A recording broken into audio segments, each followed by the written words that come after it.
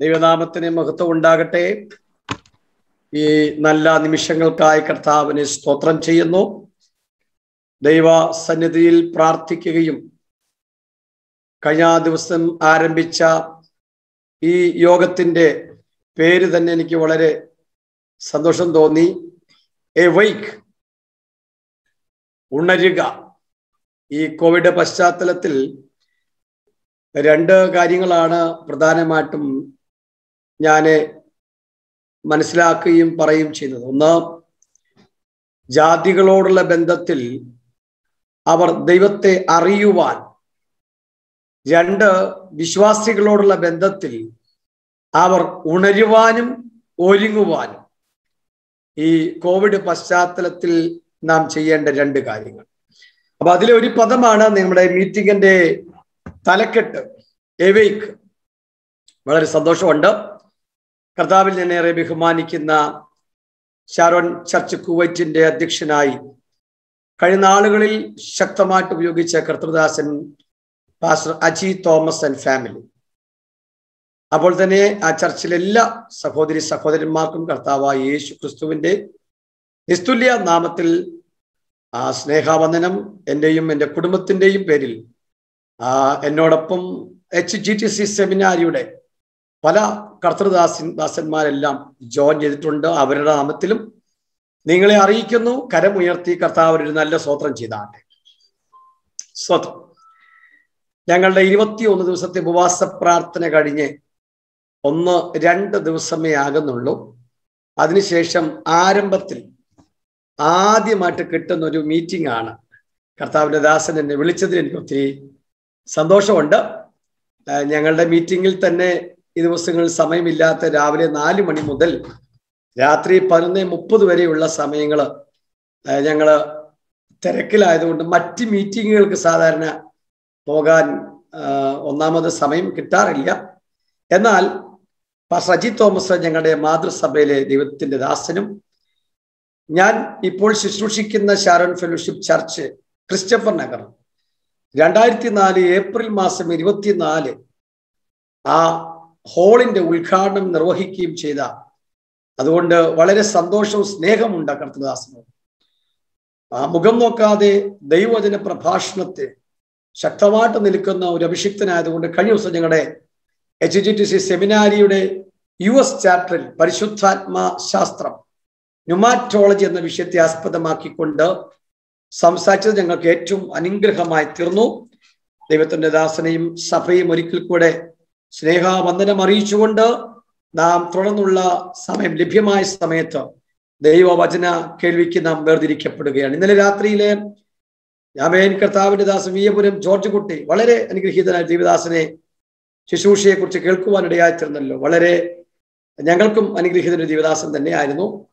എന്നാൽ ദൈവത്തിന്റെ ആത്മാവ് ഇന്ന് രാത്രി എന്നോട് സംസാരിക്കണമേ എന്നുള്ള ആ വലിയ പ്രാർത്ഥനയോടുകൂടെ നാം ദൈവസന്നിധിയിലാകുന്നുവെങ്കിൽ ആ വ്യക്തിപരമായി ദൈവം സംസാരിപ്പാൻ, സഭയോടുള്ള ബന്ധത്തിൽ സംസാരിപ്പാൻ, ആമേൻ. ഇന്ന് രാത്രി ദൈവം വിശ്വസ്തത ഉറപ്പുള്ളവർ അല്പനേരം കണ്ണുകൾ അടച്ചുകൊണ്ട് ഒരു നിമിഷം ദൈവസന്നിധി നമുക്ക് പ്രാർത്ഥിക്കാം.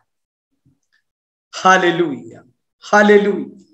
നാൾ തോറും ഞങ്ങളുടെ ഭാരങ്ങളെ ചുമക്കുന്ന ദൈവമേ, സ്വർഗസ്ഥ പിതാവേ, ഈ മനോഹരമായ രാത്രിയിൽ നിന്റെ വചനവുമായിട്ട് അങ്ങയുടെ മക്കളെ ശുശ്രൂഷിക്കുമ്പോൾ അറിവിന്റെയും പരിചയത്തിന്റെയും പേരിലല്ല, മറിച്ച് ആത്മാവ് ഹൃദയങ്ങളോട് ഇടപെടുവാൻ, ആമേൻ, വേണ്ടതുപോലെ ക്രമീകരണങ്ങൾ ഉണ്ടാകുവാൻ, ദൈവസാന്നിധ്യം വെളിപ്പെടുവാൻ, ആമേ, കേൾവിക്കാർക്ക് ഉദവി ലഭിക്കുവാൻ, ആമേ, രോഗികൾ സൗഖ്യമാകുവാൻ, പാപികൾക്ക് മാനസാന്തരം ഉണ്ടാകുവാൻ, പിന്മാറ്റക്കാർ മടങ്ങി വരുവാൻ, ചില ഹൃദയങ്ങളുടെ കലക്കങ്ങളെ മാറ്റുവാൻ, കർത്താവായ യേശുവിന്റെ നാമത്തെ ഉയർത്തുവാൻ, വചനത്തെ ഉയർത്തുവാൻ ഇന്ന് രാത്രി അവിടുത്തെ കൃപ ചെയ്യണമെന്ന് അവിടത്തോട് പ്രാർത്ഥിക്കുകയും അവിടുത്തെ ക്രൂശിന്റെ മറവിലടി നിർത്തുകയും ചെയ്യണമെന്ന് ഒരുമിച്ച് അപേക്ഷിക്കുന്നു. പ്രാർത്ഥന കേട്ടതിനായി നന്ദിയോടെ സ്തോത്രം. ഞങ്ങൾക്ക് വേണ്ടി ജീവൻ തന്ന യേശു മിശിഹായുടെ നാമത്തിൽ അപേക്ഷിക്കുമ്പോൾ നീ കേൾക്കുമാറാക്കണം നല്ല പിതാവേ. ആമേൻ, ആമേൻ, ആമേൻ, ആമേൻ. ഇന്നത്തെ തിരുവചന പ്രഭാഷണത്തിന് ആധാരമായി എടുക്കുന്നത് ദ ബുക്ക് ഓഫ് എഫേഷ്യൻസ്, എഫേസ്യർക്കെഴുതിയ ലേഖനം, ചാപ്റ്റർ 6 വേഴ്സ് 10, 6-ാം അധ്യായത്തിന്റെ 10-ാമത്തെ വാക്യം. ആരെങ്കിലും നിയുക്തരായിട്ടുണ്ടെങ്കിൽ ദയവായി വായിച്ചാട്ടെ. ഒടുവിൽ കർത്താവിലും അവന്റെ അമൃത ബലത്തിലും ശക്തിപ്പെടുകയും. Thank you sister Hannah and Ivana. Okay, thank you. ഒടുവിൽ, ഫൈനലി, ഒടുവിൽ, ഒടുവിൽ എന്ന പദത്തെ 6 കാര്യങ്ങൾ, എന്തിന്റെ ഒടുവിൽ എന്നുള്ളത് നമ്മളൊന്ന് ചിന്തിക്കാൻ പോവുകയാണ്. എന്തിന്റെ ഒടുവിലാണ് ദൈവശക്തി നമ്മുടെ മേൽ വെളിപ്പെടുന്നത്? കർത്താവിലും അവന്റെ അമിത ബലത്തിലും നാം ശക്തിപ്പെടണം. അപ്പോൾ എന്തിന്റെ ഒടുവിലാണ്? എല്ലാവരും സ്തോത്രത്തോടെ ഹല്ലേലൂയ ഒക്കെ പറഞ്ഞ് നമ്മൾ ദിവസത്തിലിട്ട് എന്നോട് സംസാരിക്കണമെന്ന് പറഞ്ഞിരിക്കുമ്പോൾ ആ ദൂതിന്റെ അകത്ത് നിങ്ങൾക്ക് ആത്മാവ് പ്രകാശനം നൽകും. ഹല്ലേലൂയ എന്ന വാക്കിന് 4 അർത്ഥങ്ങളുണ്ട്. അതിൽ ഒരർത്ഥം ദൈവത്തിന്റെ ശോഭയെ ഉള്ളതുപോലെ വർണ്ണിക്കുക. ഹല്ലേലൂയ എന്ന വാക്കിന്റെ ഒരർത്ഥം, ആക്ഷരിക അർത്ഥം. അതവിടെ നിൽക്കട്ടെ. ഒടുവിൽ എന്ന വാക്കിന് 6 അർത്ഥങ്ങൾ നാം മനസ്സിലാക്കുന്നു. അതറിയണമെങ്കിൽ അതിന്റെ തൊട്ടു മുൻപിലുള്ള അധ്യായം നാം പഠിക്കണം. അതിന് തൊട്ടു മുൻപിലുള്ള അധ്യായത്തിൽ 5:22, 5:24, 6:1, 6:4, 6:5, 6:9 ഇത്രയും വാക്യങ്ങള് നാം വായിച്ചാലേ ഒടുവിൽ എന്ന പദത്തിന്റെ അർത്ഥം, തിയോളജിക്കലി മീനിങ് നമുക്കറിയാൻ കഴിയുകയുള്ളൂ. What is the meaning? Finally. വിശുദ്ധ ബൈബിളിൽ ഒടുവിൽ എന്ന പദം ഒരുപാട് സമയം, ഒരുപാട് പ്രാവശ്യം ആവർത്തിച്ചിട്ടുണ്ട്. ഈ ഒടുവിൽ എന്ന പദത്തിന് അപ്പോൾ എന്തുണ്ട്? വായിക്കുന്ന വായനക്കാരോട് പ്രത്യേകം പറയട്ടെ, അതിന്റെ പുറകിൽ ഒരു അർത്ഥമുണ്ട്. ആത്മീക, ആക്ഷരിക, വ്യാഖ്യാന അർത്ഥങ്ങൾ അതിനകത്ത് ഇൻബിൽറ്റ് ആയിട്ടുണ്ട്. ഒന്ന് വായിക്കാം. 5:22 ഒരു പദം മാത്രം വായിച്ചാൽ മതി. വായിച്ചാട്ടെ. കർത്താവിന് എന്ന പോലെ സ്വന്തം ഭർത്താക്കന്മാർക്ക് കീഴടങ്ങുവിൻ. അയ്യോ, ഭാര്യമാർക്കുള്ള ഒരു സന്ദേശം, വിശദീകരണമില്ല. ഭാര്യമാർക്ക്, ഇതിനകത്ത് കൂടുതൽ ഫാമിലീസ് ആണ്, വൈഫ്സ്. അവർക്ക് അപ്പൊ എന്തുണ്ട്? ഒരു സന്ദേശമുണ്ട്. ഭാര്യമാരെ, നിങ്ങൾക്കൊരാലോചന. അടുത്തത് 24, 25. ഭർത്താക്കന്മാരെ, ക്രിസ്തുവും സഭയെ സ്നേഹിച്ചതുപോലെ നിങ്ങളുടെ ഭാര്യമാരെ സ്നേഹിപ്പി. അപ്പൊ ഭർത്താക്കന്മാരെ, നിങ്ങൾക്കും ദൈവത്തിന്റെ സന്നിധിയിൽ നിന്നൊരു ആലോചനയുണ്ട്. ആലോചന നിങ്ങൾ വായിച്ചു കേട്ടല്ലോ. ഇനി 6:1, മക്കളെ, നിങ്ങളുടെ അമ്മയപ്പന്മാരെ കർത്താവിൽ അനുസരിപ്പി. അയ്യോ മക്കളെ, ഒന്നിൽ ആരംഭിക്കുന്നതിനെ മക്കളെന്ന് വിളിച്ചിട്ടാ. സ്വത്രം. മക്കൾക്ക് അപ്പൊ എന്തുണ്ട് എന്നെനിക്ക് വളരെ സന്തോഷം തോന്നി. പാസ്റ്റർ ജി തോമസ് പ്രാർത്ഥനാ സമയത്ത് കുഞ്ഞുങ്ങൾക്ക് പ്രാർത്ഥിക്കാൻ അവസരം കൊടുത്തു. അത് വലിയൊരു ട്രെയിനിങ് ആണ്. ഈ ചർച്ച നൽകുന്ന വലിയൊരു ട്രെയിനിങ് ആണ്. ഞങ്ങളുടെ വീടിന്റെ ഏകദേശം കുറച്ചടുത്ത് ഒരു നടന്നൊരു സംഭവ കഥ. ഈ പ്രാർത്ഥിക്കാൻ കുഞ്ഞുങ്ങൾക്ക് അവസരം കൊടുത്തതിനോടുള്ള ബന്ധത്തിൽ ശ്രദ്ധിച്ച് കേൾക്കണം. നിങ്ങളെ ശ്രദ്ധ മാറിപ്പോരുത്.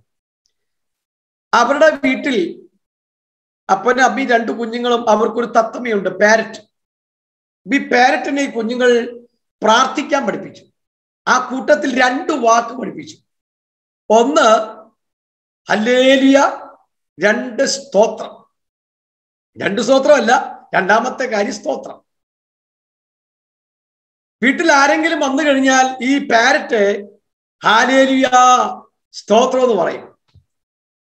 വീട്ടിലുള്ളവര് പറഞ്ഞില്ലേലും ഈ തത്തമ്മ എന്ത് ചെയ്യും? വരുന്നവരോടല്ല ഇത് പറയും. ഒരു ദിവസം കുഞ്ഞുങ്ങൾ സ്കൂളിൽ പോയി മടങ്ങി വന്നപ്പോൾ അവരുടെ കൂട്ടിലുള്ളതായ പാരറ്റിനെ അവർക്ക് ലോസ്റ്റ് ആയി, കാണാനില്ല.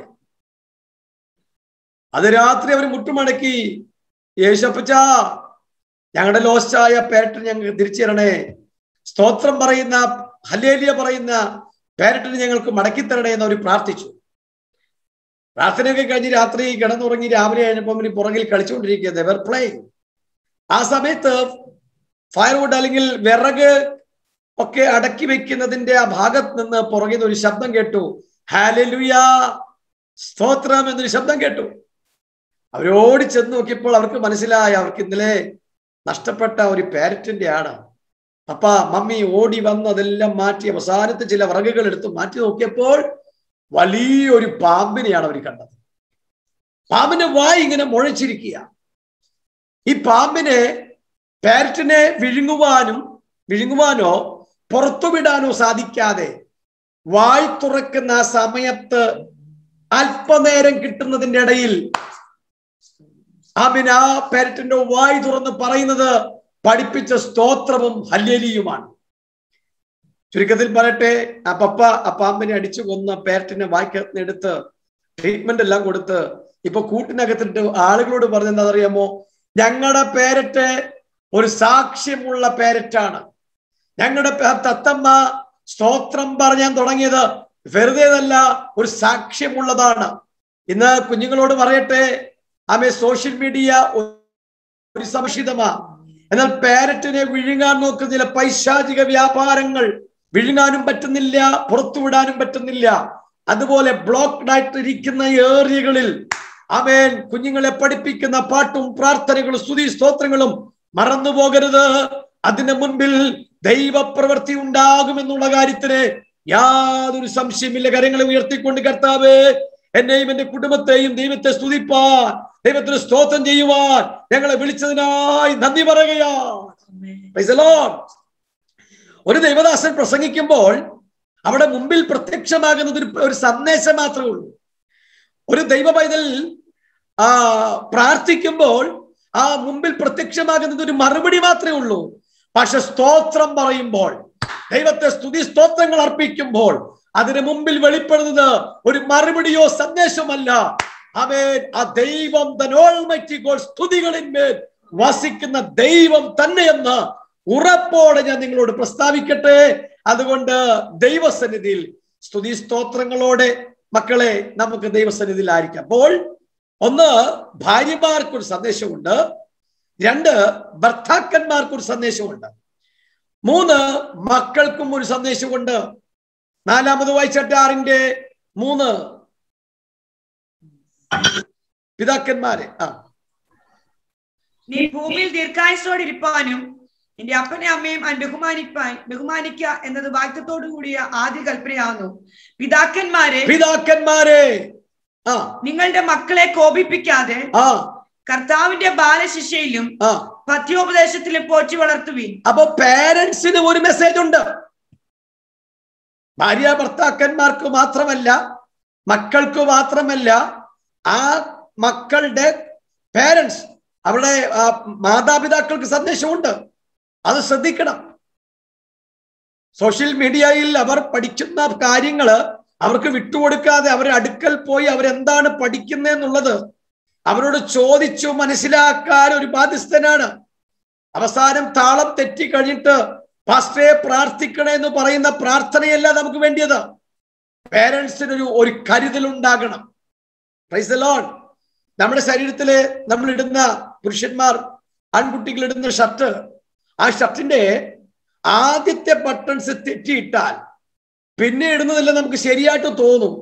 പക്ഷേ ആദ്യത്തെ ബട്ടൺസ് തെറ്റിയാൽ പിന്നിടുന്നതെല്ലാം തെറ്റുന്നത് പോലെ നമ്മുടെ അടിസ്ഥാനപരമായി ആത്മീകമായി കുഞ്ഞുങ്ങൾ മാതാപിതാക്കളുടെ ബന്ധത്തിൽ അവരെ അടിസ്ഥാനപരമായി തെറ്റിലേക്ക് പോകാതെ അടിസ്ഥാനം ഉറപ്പിക്കപ്പെടുവാൻ ദൈവം നമ്മളോട് നൽകുന്ന സന്ദേശത്തിനായി അപ്പോൾ കുഞ്ഞുങ്ങൾക്കുണ്ട്, പേരൻസിനുമുണ്ട് സന്ദേശം. ഇനി 6:5 6:9 രണ്ടു കൂട്ടർക്ക് സന്ദേശമുണ്ട്. വായിക്കാം, ഓരോ പദങ്ങൾ മതി. ദാസന്മാരെ, ജോലിക്കാരെ, എംപ്ലോയീസ്, ജഡപ്രകാരം യജമാനന്മാരോടായവരെ ക്രിസ്തുവിനെ പോലെ തന്നെ ഹൃദയത്തിന്റെ ഏകാഗ്രതയിൽ ഭയത്തോടും വിറയലോടും കൂടി അനുസരിപ്പിക്കും. ജോലിക്കാരായ നമ്മൾ മിഡിൽ ഈസ്റ്റിലെ ഏതു ഭാഗത്തും ജോലി ചെയ്തിട്ട് നമ്മൾ ദൈവസന്നിധിയിൽ നമ്മൾ എന്തുണ്ട്, ഒരു നിർമ്മലത ഉണ്ടാകണം. ജോലിയിടങ്ങളിൽ നമുക്കൊരു സന്ദേശം ദൈവം തരിക. ഇനി യജമാനന്മാർക്ക്, ദാസന്മാർക്ക് മാത്രമല്ല, അടുത്തത് 9. യജമാനന്മാരെ, അവരുടെയും നിങ്ങളുടെ യജമാനൻ സ്വർഗത്തിൽ ഉണ്ടെന്നും അവന്റെ പക്കൽ മുഖപക്ഷമില്ലെന്നും ഭീഷണി വാക്ക് ഒഴിവാക്കുകയും ചെയ്യും. അപ്പോ ബോസ്, യജമാനന്മാരായി ജോലിക്കാരെ കൺട്രോൾ ചെയ്യുന്ന ആളുകൾക്കും സന്ദേശമുണ്ട്. നോക്കണേ, 6 കൂട്ടം ആളുകളോട് അപ്പോസ്തലനാകുന്ന പൗലോസ് ശക്തമായ സന്ദേശം പറഞ്ഞതിന് ശേഷം ആമേൻ 10ലേക്ക് പ്രവേശിക്കുകയാണ്. ഫൈനലി, ഒടുവിൽ എന്നപ്പോ വാക്കിന്റെ അർത്ഥം നമുക്ക് എങ്ങനെ ഇന്റർപ്രറ്റ് ചെയ്യാം? ഒരുപാട് വ്യാഖ്യാനങ്ങളുണ്ട്. ഈ വായനയിലൂടെ എനിക്കും മനസ്സിലായ ഒരു ഇന്റർപ്രിട്ടേഷൻ, ഭാര്യമാർ അവർ ദൈവസന്നിധിയിൽ ക്രമീകരിക്കേണ്ടത് ക്രമീകരിക്കാതെ നല്ല സന്ദേശമായിരുന്നു, നല്ല പാട്ടായിരുന്നു എന്നു പറയുന്നതിനോട് അല്ല, ഭർത്താക്കന്മാർ, പ്രായമുള്ളവർ, കുഞ്ഞുങ്ങൾ, ജോലിക്കാർ, ആമേൻ, ബിസിനസ്സുകാർ എന്ന് പറഞ്ഞ ഈ 6 കൂട്ടം ആളുകൾ അവരവരുടെ ജീവിതത്തിൽ ക്രമീകരിക്കപ്പെടില്ല ദൈവശാസ്ത്രപരമായിട്ട് പ്രസന്റ് ചെയ്യുന്നത്. എന്നിട്ട് പറയാ, ആ ക്രമീകരിച്ചതിന്റെ ഒടുവിൽ കർത്താവിലും അവന്റെ അമിത ബലത്തിലും ശക്തിപ്പെടുവിൻ. അപ്പോൾ എന്താ പലപ്പോഴും നമ്മുടെ പ്രാർത്ഥനയിൽ ശക്തി കുറയുന്നത്, ആരാധനയിൽ ശക്തി കുറയുന്നത്, വചനത്തിൽ ശക്തി കുറയുന്നത്? അറിയാതെ നമ്മുടെ ജീവിതത്തിൽ പല ഡിസോർഡറുകൾ വന്നുപോയി, ക്രമം കെട്ട ചില മേഖലകളിൽ കൂടെ കടന്നു പോകേണ്ടി വന്നു. ഞാനും എന്റെ ദൈവവും മാത്രം അറിഞ്ഞ പല കാര്യങ്ങള് പാസ്റ്റർ അറിയണമെന്നില്ല, പലരും അറിയണമെന്നില്ല. പക്ഷേ എനിക്ക് ആരംഭ സമയത്തുള്ള പല കാര്യങ്ങളും എന്റെ ജീവിതത്തിൽ നഷ്ടപ്പെട്ടു പോയി എന്ന് ആരെങ്കിലും ഈ ദൈവസന്നിധിയിൽ ഇരിക്കുന്നുവെങ്കിൽ ഉണരുക, എവയ്ക്ക് എന്ന ആ അർത്ഥത്തിലേക്ക് വരാൻ ദൈവത്തിന്റെ ആത്മാവ് നൽകുന്ന ഒന്നാമത്തെ സന്ദേശം, ആമേ, ക്രമപ്പെടുത്തേണ്ടതിന്, ക്രമീകരിക്കേണ്ടതിന്, ഓർഡറാക്കേണ്ടതിന് നാം നമ്മുടെ ജീവിതത്തിൽ ക്രമപ്പെടുത്തുകയും ക്രമീകരിക്കുകയും ഓർഡറാക്കുകയും ചെയ്യണമെന്നുള്ള ആരംഭ സന്ദേശം പരിശുദ്ധാത്മാവ് നിങ്ങൾക്ക് കൈമാറുകയാണ്. അത് വിശ്വസിക്കുന്നവർ കരമുയർത്തിക്കൊണ്ട് കർത്താവിന് സ്തോത്രം ചെയ്താട്ടെ. ഈ ലേഖനത്തിന്റെ എഴുത്തുകാരൻ അപ്പോസ്തലനാകുന്ന പൗലോസാണ്. തന്റെ ലൈഫ് നോക്കിയാൽ ദമസ്കോസിന്റെ പടിവാതിക്കൽ വെച്ചാണ് തന്നെ ദൈവം ഒന്ന് പിടിക്കുന്നത്. കാരാഗൃഹത്തിൽ വെച്ചാണ് തന്റെ ശിരസ് അറ്റുപോകുന്നത്. ഈ 2 സ്ഥലത്തും താൻ പ്രാർത്ഥിക്കുന്നുണ്ട്. ഏകദേശം പൗലോസ് എത്ര പ്രാർത്ഥനകൾ നടത്തി? ഐ തിങ്ക് 41 പ്രാർത്ഥനകൾ കാണാം. 41. ഈ ലേഖനത്തിൽ തന്നെ 2 പ്രാർത്ഥനകളുണ്ട്. അതവിടെ നിൽക്കട്ടെ. പക്ഷേ ദമസ്കോസിന്റെ പടിവാതിക്കൽ വെച്ച ആരംഭ പ്രാർത്ഥനയ്ക്ക് മുൻപായിട്ട് തനിക്കൊരു ചോദ്യമുണ്ട്. ഓ ലോർഡ്, ഹു ആർ യു? കർത്താവേ, നീ ആരാകുന്നു?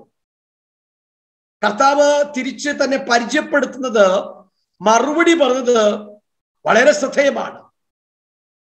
വേണമെങ്കിൽ കർത്താവ് ഈ പരസ്യ ശുശ്രൂഷ കാലത്ത് കർത്താവ് ഒരുപാട് പരിചയപ്പെടുത്തലുകൾ നടത്തിയിട്ടുണ്ട്. ഞാൻ ആരാന്നറിയാമോ? നല്ലിടയനാണ്, വാതിലാണ്, അങ്ങനെ തുടങ്ങി 7 സ്റ്റേറ്റ്മെന്റ് തന്നെ യോഹന്നാൻ ലേഖനത്തിൽ സുവിശേഷത്തിൽ കാണാം. അങ്ങനെ ഒന്നും യേശു പറഞ്ഞില്ല. ഇൻഡയറക്റ്റ് ആയിട്ടൊന്നും യേശു പരിചയപ്പെടുത്തിയില്ല.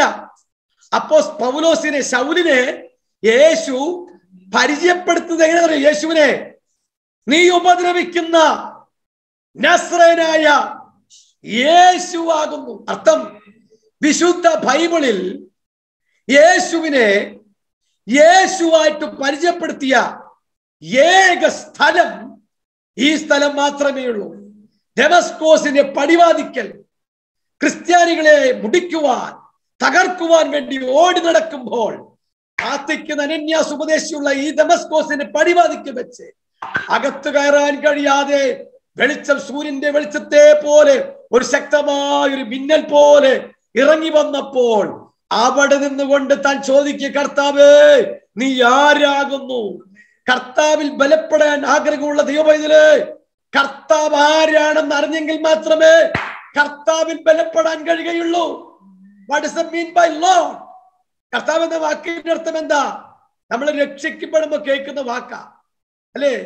യേശു എന്റെ കർത്താവെന്ന് വായ്കൊണ്ട്, ദൈവം അവനെ ഉയർത്തിയ ഹൃദയം കൊണ്ട് വിശ്വസിച്ചാൽ, വായ്കൊണ്ട് ഏറ്റുപറഞ്ഞാൽ നീ രക്ഷിക്കപ്പെടുമെന്ന് തുടങ്ങിയ ജീവിതമല്ലേ ഇത്. പക്ഷെ പലപ്പോഴും അത് കഴിഞ്ഞപ്പോൾ നമ്മുടെ കർത്തൃത്വം മറ്റു പലതും ഏറ്റെടുത്തില്ലയോ? നമ്മുടെ ജീവിതത്തിലെ കർത്തൃത്വം ആരാണ്? കർത്താവ് തന്നെയൊന്ന് ഉറപ്പുവരുത്തുമെങ്കിൽ ഈ എവൈക്ക് പദത്തിനൊരു അർത്ഥമുണ്ടാകും. നമുക്കൊരു ഉണർവുണ്ടാകാൻ, ആ എവൈക്കിലേക്ക്, ഉണർവിലേക്ക് നമ്മുടെ ജീവിതത്തിൽ, ഓരോരുത്തരുടെ ജീവിതത്തിലും കർത്തൃത്വം നടത്തുന്നു തിരിച്ചറിയുവാൻ ദൈവത്തിന്റെ പരിശുദ്ധാത്മാവ് നമ്മെ സഹായിക്കുമാറാകട്ടെ. ആമേൻ. കർത്താവേ നീ ആരാകുന്നു? ചോദ്യം നല്ല ചോദ്യമാണ്. പക്ഷെ കർത്താവ് തിരിച്ച് ഞാൻ നല്ല ഇടയനാണെന്നല്ല പറഞ്ഞേ, ഞാൻ നല്ല മുന്തിരിവള്ളിയാന്നല്ല പറഞ്ഞേ, ആമേ പരസ്യ ശുശ്രൂഷകാലത്തിൽ പരിചയപ്പെടുത്തിയ പദങ്ങളൊന്നും പറഞ്ഞില്ല. മറിച്ച് ആമേ നീ ഉപദ്രവിക്കുന്ന ആരെ എപ്പോൾ ഉപദ്രവിച്ചു? തൊട്ടു മുമ്പ് ഉപദ്രവിച്ച സ്തേഫാനോസിനെ കല്ലെറിഞ്ഞു കൊല്ലുവാൻ നീ കൂടെ നിൽക്കുമ്പോൾ ആ കല്ലേറ് കൊണ്ട് പിടയുന്ന സമയത്ത് ഞാൻ അവിടെ പ്രത്യക്ഷപ്പെട്ടു, നീ കണ്ടില്ല. അവൻ പ്രത്യക്ഷപ്പെട്ടു. അന്ന് എഴുന്നേറ്റപ്പോൾ എന്റെ കണ്ണിൽ ഉടക്കിയത് കല്ലെറിഞ്ഞവരിലേക്കല്ല. അന്ന് ഞാൻ ഉടക്കിയ, എന്റെ കണ്ണുടക്കിയത് കല്ലെറിയാൻ പ്രേരിപ്പിച്ച ശൗലേ, നിന്റെ മേലാണ് എന്റെ കണ്ണുടക്കിയത്. Praise the lord, praise the lord. യഹൂദന്മാർക്ക് ഒരു സിസ്റ്റം ഉണ്ട്.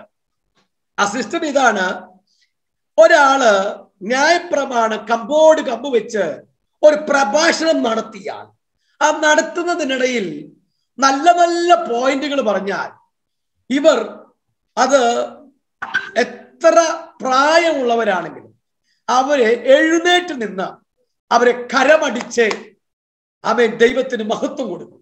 യഹൂദന്മാർ ഒരു രീതിയാണ്.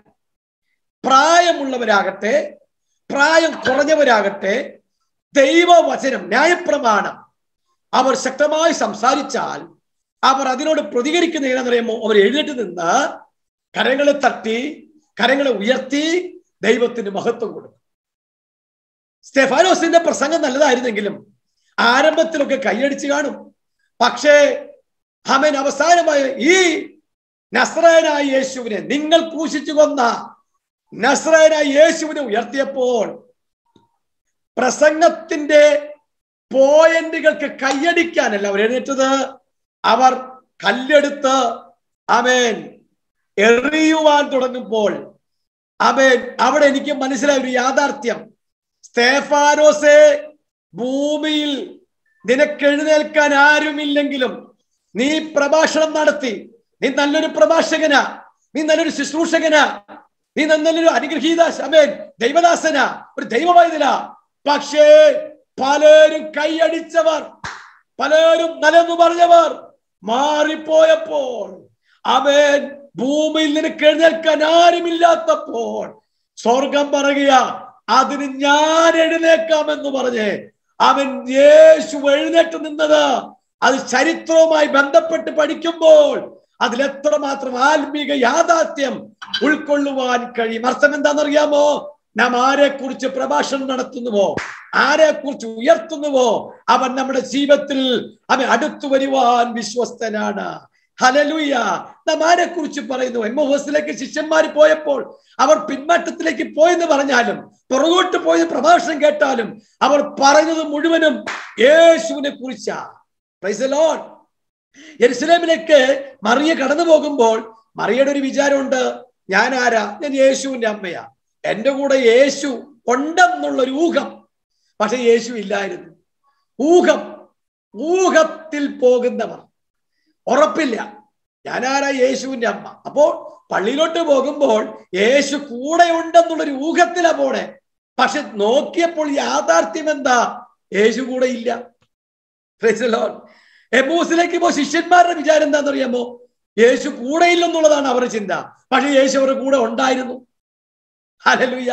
ഇന്ന് രാത്രി ആമേൻ ദൈവം നമ്മുടെ കൂടെ ഉണ്ടെന്ന്, യേശു നമ്മുടെ കൂടെ ഉണ്ടെന്ന്, അവൻ വാക്തത്വം നമ്മുടെ കൂടെ ഉണ്ടെന്ന് അവൻ ഊഹമല്ല, അവൻ ഊഹിച്ചു പോകാനല്ല, ഒരു ഉറപ്പ് നമുക്കുണ്ടാകട്ടെ. ഒരു ഉറപ്പുണ്ടെങ്കിൽ മാത്രമേ അവന്റെ ഉയർപ്പിൽ നമുക്ക് പ്രത്യക്ഷമാകാൻ പറ്റുകയുള്ളൂ എന്നുള്ള ആ യാഥാർത്ഥ്യം കൂടെ നിങ്ങളെ പ്രബോധിപ്പിക്കുകയാണ്. കരമുയർത്തി അല്പനേരം ഒന്ന് കർത്താവിന് സ്തോത്രം ചെയ്യാം. യേശുവിന്റെ നാമത്തിൽ എന്റെ കർത്താവ് എന്നോട് കൂടെ ഉണ്ടെന്ന് ഉറപ്പുള്ളവർ അല്പനേരം ആ കരങ്ങളെ തട്ടിക്കൊണ്ട് അല്പനേരം കർത്താവിന്റെ മഹത്വം വെളിപ്പെടുവാൻ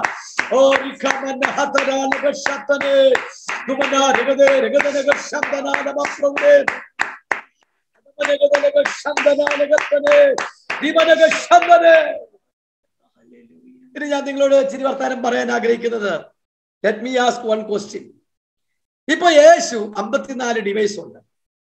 നിങ്ങൾ അടുത്തു വരികയാണെങ്കിൽ എല്ലാവരും മൈക്ക് ഓണാക്കരുത്, ആരെങ്കിലും ഒന്നോ രണ്ടോ. നിങ്ങൾ എന്തു ചെയ്യും? ഇപ്പോൾ നിങ്ങളുടെ അടുക്കൽ യേശു അടുക്കൽ വരികയാണെങ്കിൽ നിങ്ങൾ എന്തു ചെയ്യും? ഒരു ചെറിയൊരു ആർക്കെങ്കിലും പറയാം. പറഞ്ഞാൽ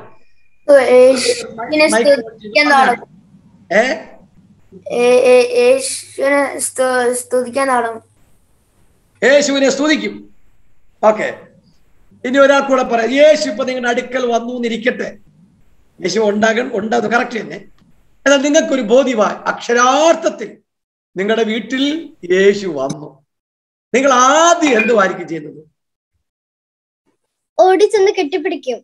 ഓടിച്ചെന്ന് കെട്ടിപ്പിടിക്കും. വെരി ഗുഡ് മോളെ ഹന്ന, ദൈവമോളെ അനുഗ്രഹിക്കട്ടെ. നല്ല ഉത്തരവാണ്. പിന്നെ ഇനി പറയണോ? അയ്യോ, അവന്റെ കാൽക്കൽ വീണങ്ങ് കിടക്കും. ഉപവാസ പ്രാർത്ഥനയ്ക്ക് ഒരു മിഷണറി വന്നപ്പോ ആ മിഷണറി ഞങ്ങൾക്കൊരു വാക്യം പരിചയപ്പെടുത്തി. ആ വാക്യം നിനക്ക് കുഞ്ഞുങ്ങൾക്ക് ആർക്കെങ്കിലും വായിക്കാമോ? മാർക്കോസ് 6:53, 54, 55. യേശു അവരെ അടുക്കൽ ചെന്നപ്പോൾ അവരെന്തോ ചെയ്തേ എന്നുള്ളത് കൃത്യമായിട്ട് അവിടെ എഴുതിയിട്ടുണ്ട്. ഒന്ന് പറയാം, വായിക്കാം ആരെങ്കിലും. And when they had passed over, they came into the land of Gennesaret and drew to the shore. And when they were come out of ships, straight away they knew him, and ran through the whole region around about, and began to carry about in beds those that were sick, where they heard he was. Yes, thank you, Mone. They knew him. അവനെ അറിഞ്ഞു. മലയാളത്തിൽ എങ്ങനെയാണ് വായിക്കുന്നത്? അവർ അക്കരെ എത്തി ഗെനസരത്ത് ദേശത്തണഞ്ഞു. അവർ പടകിൽ നിന്ന് ഇറങ്ങിയ ഉടനെ ജനങ്ങൾ അവനെ അറിഞ്ഞു. യേശു അവരുടെ അടുക്കിലേക്ക് പോയപ്പോൾ യേശുവിനെ ജനങ്ങൾ അറിഞ്ഞു. യേശു അവരുടെ അടുക്കൽ നിൽക്കുക. ഉടനെ ആ നാട്ടിലൊക്കെയും ചുറ്റി ഓടി അവരെന്ത് ചെയ്തെന്ന് അറിയാമോ? നമ്മുടെ ഹന്നാ മോള് ചെയ്തതുപോലെ, ആശേർ ചെയ്തതുപോലെ, അനുസോജി ചെയ്തതുപോലെ കെട്ടിപ്പിടിക്കാൻ നിന്നില്ല. പിന്നെ കാൽക്കൽ വീഴാൻ നിന്നില്ല, ചുംബിക്കാൻ നിന്നില്ല. പിന്നെ എന്തോ ചെയ്തേ? ആ നാട്ടിലൊക്കെയും ചുറ്റി ഓടി അവനുണ്ട് എന്ന് കേൾക്കുന്ന ഇടത്തേക്ക്, യേശു ഇവിടെ ഉണ്ട്, വന്നിട്ടുണ്ടെന്ന് കേൾക്കുന്നിടത്തൊക്കെ ദീനക്കാരെ കിടക്കയിൽ എടുത്തുകൊണ്ടുവന്നു. അവന്റെ അടുക്കലേക്ക് അനേക ഭാരമുള്ള, രോഗമുള്ള, ദീനമുള്ള, പ്രതിസന്ധികളുള്ളവരെ യേശപ്പന്റെ അടുക്കലേക്ക് കൊണ്ടുവന്നു. 2021 ജൂലൈ മാസം ഞാൻ നിങ്ങളോട് ചോദിച്ചത്, യേശുവിനെ അറിഞ്ഞു. ഇപ്പോഴും നാം ആരാധിക്കുകയും തലകൾ വണക്കുകയും അവനെ കെട്ടിപ്പിടിക്കുകയും ചുംബിക്കുകയും ചെയ്യുന്നത് നല്ലതാ. പക്ഷെ മറുവശം പറയട്ടെ, ആ യേശുവിലേക്ക് ആയിരങ്ങളെ അടുപ്പിക്കുവാൻ, ആളുകളെ കൊണ്ടുവരുവാൻ അവൻ നമ്മുടെ മേലൊരു ദൗത്യം തന്നിരിക്കുമ്പോൾ, ഒരു ഓർഡർ തന്നിരിക്കുമ്പോൾ, ഒരു ക്രമം തന്നിരിക്കുമ്പോൾ, ആ കർത്താവിൽ നിന്ന് ശക്തിപ്പെടാൻ, അവന്റെ വചനത്തിൽ നമുക്കൊന്ന് അനുസരിപ്പാൻ കർത്താവ് ഇന്ന് രാത്രി ശക്തമൊരു മിഷൻ ചലഞ്ച്, ആത്മാക്കൾക്ക് വേണ്ടി ഒരു മിഷൻ ചലഞ്ച് ആ സഭയോട് കർത്താവിന്റെ ആത്മാവ് ഇടപെടുകയാണ്. എത്ര പേർക്ക് അത് ഏറ്റെടുക്കാൻ സാധിക്കും? ഒരു ഫോൺ കോൾ വഴി, സൂം പ്രോഗ്രാം വഴി 10 പേരെ ഞാൻ ഈ മാസത്തിൽ ജോയിൻ ചെയ്യിപ്പിക്കുമെന്ന് ആത്മാർത്ഥമായി തീരുമാനമെടുക്കാമെങ്കിൽ അവൻ നമ്മെ വർദ്ധിപ്പിക്കുവാനിടയായി തീരുമെന്ന് ദൈവാത്മാവ് ശക്തമായി നമ്മുടെ ആലോചന പറയുകയാണ്. ആ കരങ്ങളെ ഉയർത്തിക്കൊണ്ട് സ്തോത്രം പറഞ്ഞാട്ടെ. Price the Lord. അതിനെ നമ്മളിപ്പോ വായിച്ച ലേഖനത്തിന്റെ ഉടമസ്ഥനാകുന്ന പൗലോസ് തന്റെ ജീവിതത്തിൽ ഇതിനെല്ലാം ഉറപ്പിക്കുന്ന ഒരു 3 കാര്യമുണ്ട്. നിങ്ങൾ വേഗത്തിൽ ഒന്ന് ഓർത്തിരിക്കണം. 3 കാര്യം എന്ന് പറഞ്ഞാൽ, ഒന്ന് റോമർ 8:28 ഒന്ന് എഴുതിയെടുക്കണേ. 2 കൊരിന്ത്യർ 5:1, 3 2 തിമോത്തിയോസ് 1:12.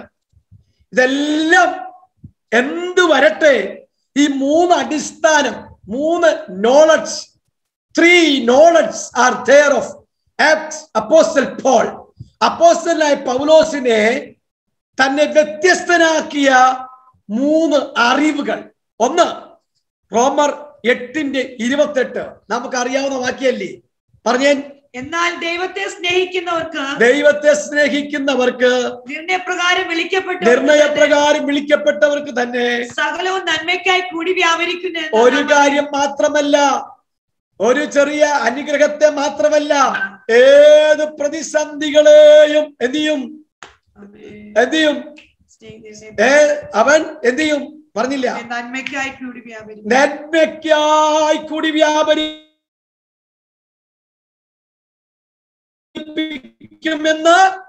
വ്യത്യസ്തനാക്കി. ഒന്നാമത്തെ അറിവെന്താണെന്നറിയാമോ?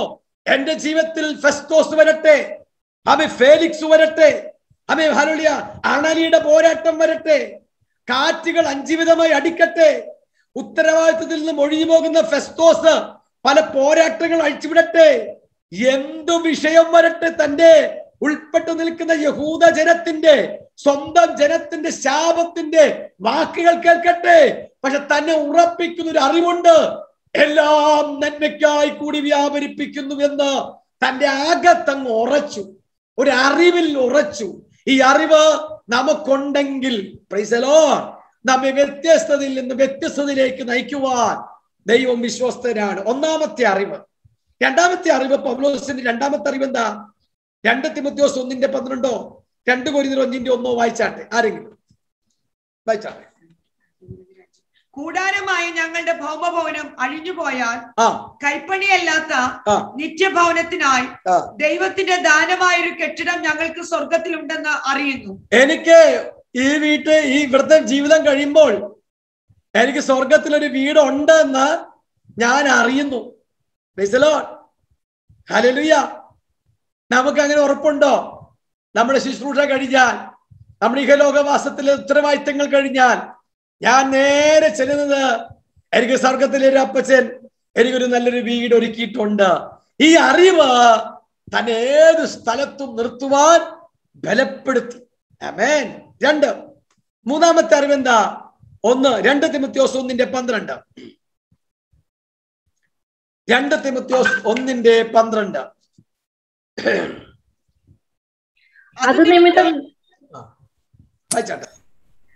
നിമിത്തം തന്നെ ഞാൻ ഇതൊക്കെ സഹിക്കുന്നു, എങ്കിലും ലജ്ജിക്കുന്നില്ല. ഞാൻ ആരെ വിശ്വസിച്ചിരിക്കുന്നു എന്നറിയുന്നു, അവനെ ഉപനിധി. ഞാന് ആരെയാ വിശ്വസിച്ചിരിക്കുന്നെന്ന് അറിയുന്നു. 3 അറിവുകള്. പൗലോസിനെ ശൗൽ എന്നുള്ള യഹൂദ നാമത്തിൽ നിന്ന് പൗലോസ് എന്ന ജാതീയ നാമം സ്വീകരിക്കാൻ കാര്യം എന്നറിയാമോ? യഹൂദന്മാർ തന്നെ പലയിടത്ത് ഒതുക്കി.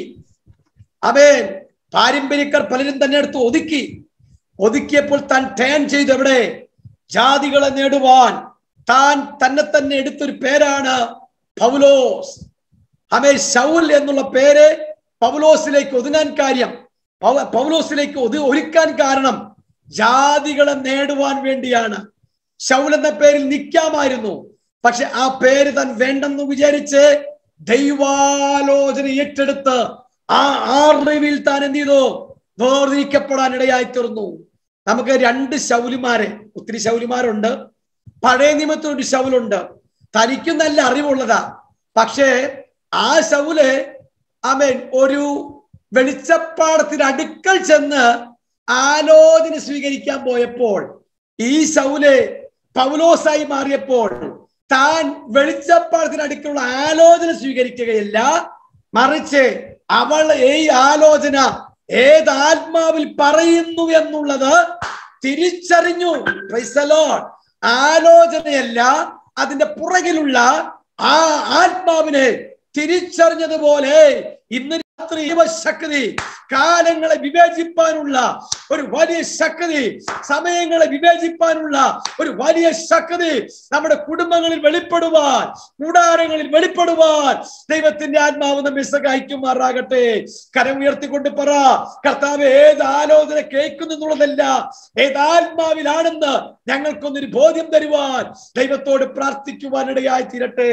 കർത്താവിന് മഹത്വം ചെയ്യുക. ഇപ്പൊ 3 ശക്തമായ അറിവാണ് തന്നെ ഈ ലോകത്തിൽ നിന്ന്, അല്ലെങ്കിൽ ഈ ലോകത്തിൽ നിന്ന് മരണത്തിനപ്പുറമുള്ള ഒരു ജീവിതത്തിലേക്കുള്ള പ്രത്യാശ തന്നെ നൽകുവാനിടയായി തന്നത്. അപ്പോൾ ഇന്ന് പകൽക്കാലം ഈ ഒരു അറിവ് നമുക്കുണ്ടെങ്കിൽ പിന്നെ ക്രമീകരിക്കുന്നതിന് ഒരു തടസ്സമില്ല.